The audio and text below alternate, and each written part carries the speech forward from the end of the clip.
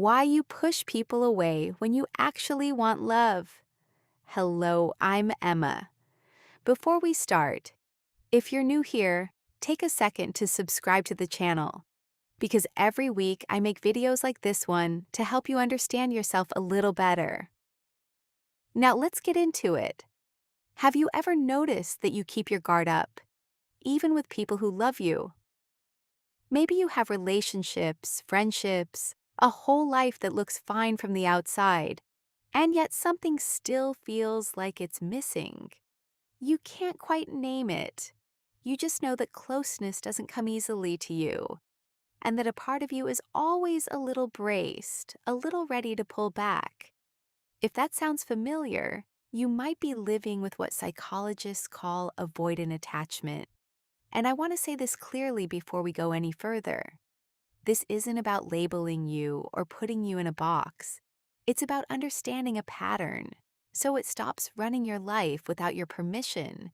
Because avoidant attachment isn't a character flaw, it's a survival mode. And once you understand where it came from, you can finally start to soften it. So, what is avoidant attachment really? For someone with this pattern, emotional distance doesn't feel scary. It feels normal, even safe. Somewhere along the way, you learned that the one person you could truly rely on was yourself. So independence became your armor, and needing others started to feel like a risk. This usually traces back to childhood, to a parent who was emotionally unavailable, distracted, or quick to anger, or to simply being left alone more than a child should be. Without ever deciding it consciously, your young mind drew a conclusion. Depending on people is not safe. That belief hardens into a quiet, running voice in your head. Something like, nobody's really going to help me, or if I show people my feelings, they'll use them against me. So you make a trade, giving up closeness in exchange for protection. It felt like the smart trade back then. The problem is, your nervous system never got the memo that you grew up. And living in that survival mode has a real cost, even if nobody around you can see it. Control and independence become the priority over connection. So you keep people close enough to be pleasant, but never close enough to actually reach you. It's not that you don't care, it's that closeness feels dangerous. So distance becomes your default. This is why so many avoidant people describe their lives as fine, even successful, but somehow hollow. You want connection, of course you do. You're human, but you don't know how to actually let it in. So you end up mistaking loneliness for independence. There's also a subtler trap here: the chase for novelty. New relationships and new excitement can feel intoxicating. But once that newness fades and a relationship becomes stable, that steady comfort can start to feel boring or even suffocating, and the urge to pull away kicks back in. This shapes real relationships in some very specific ways. Trust doesn't come easily because part of you is quietly waiting for people to lose control or become unfair. So you never fully relax into closeness. Fairness becomes really important too. Clear rules and clear expectations feel like safety nets, because when everything is spelled out, there's less room for the emotional chaos you learn to fear. And when conflict shows up, the instinct is almost always to pull away, to retreat and try to solve the problem alone in your head, coming back only once you've already figured it out. Underneath all of this, many avoidant people carry a chronic, quiet dissatisfaction. You watch other people experience real closeness, being truly known, and you wonder why you don't feel that, even in your own relationships. Interestingly, avoidant people often gravitate toward partners who are emotionally unstable or unavailable, simply because that dynamic feels familiar. Meanwhile, people who are secure, warm, and consistent can actually feel uncomfortable, even boring, because that kind of steady closeness is unfamiliar territory. And so the pattern loops: distance, then loneliness, a burst of connection, withdrawal, and that nagging feeling that something is still missing.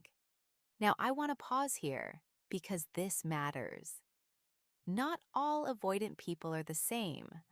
Some are what you might call ethical or nervous avoidants. They keep people at a distance without ever intending to hurt them. They value fairness, and their walls are built out of fear rather than cruelty. Others lean more dismissive, minimizing other people's emotions and needing to stay in control, especially under stress. And this version can become genuinely harmful to the people around them. Avoidant attachment exists on a spectrum, and it shouldn't be automatically demonized. Understanding where someone falls on that spectrum, whether it's you or someone you love, changes everything about how you approach it. This pattern also has a price tag over time. Many avoidant people build genuinely impressive lives, careers, money, achievements, learning to rely on results instead of people. It works for a while. You can become very successful and very isolated at the exact same time. Then midlife arrives, or just some quiet evening, and the loneliness catches up. Relationships that never went deep. Family that feels distant even in the same room. Success that somehow doesn't fill the space it was supposed to fill. What's on the other side of that is real. Emotional intimacy, love that doesn't require constant vigilance, friendship that goes beneath the surface, and a genuine sense of belonging. So here's the hopeful part. This can shift, and it happens through three things: knowledge, skills, and experience. Knowledge means understanding attachment theory, recognizing that your avoidance was an adaptation and not a defect, and naming the specific fears that drive your behavior. Skills means actually practicing new ways of relating, sitting with conflict instead of fleeing it, communicating directly instead of retreating into silence, expressing a need out loud, and learning to ask for space without slamming the door behind you. An experience means slowly, gradually letting people closer and letting them prove through small repeated moments that they can be trusted. This is how your nervous system, not just your mind, learns that closeness isn't actually dangerous anymore. Part of that process is realizing trust doesn't have to be all or nothing. You can let someone in a little at a time, sharing selectively, testing the waters before going deeper. And that's not weakness, that's wisdom. Real relationships also involve give and take, and letting that rhythm build naturally, one honest exchange at a time, is how genuine trust actually gets constructed. And healing, when it happens, tends to look pretty simple from the outside.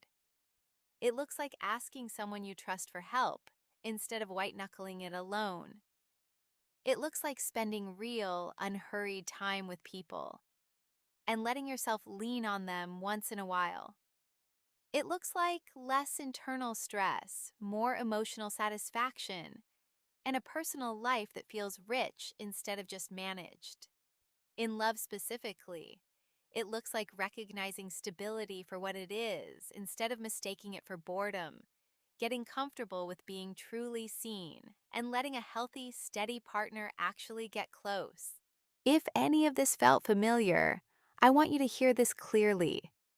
Avoidant attachment might feel normal because you've lived inside it for so long, but normal doesn't mean permanent, and it doesn't mean something is broken in you. It means you adapted to survive something, and now you get to learn a new way to live. Knowledge, skills, and experience, that's the foundation, and it's never too late to build the connection and the emotional life you've been quietly missing. Thank you so much for watching all the way to the end. It truly means a lot to me. If this resonated with you, please give it a like and leave a comment. And if you haven't already, subscribe to the channel so you don't miss what's coming next. I'm Emma, and I'll see you in the next video.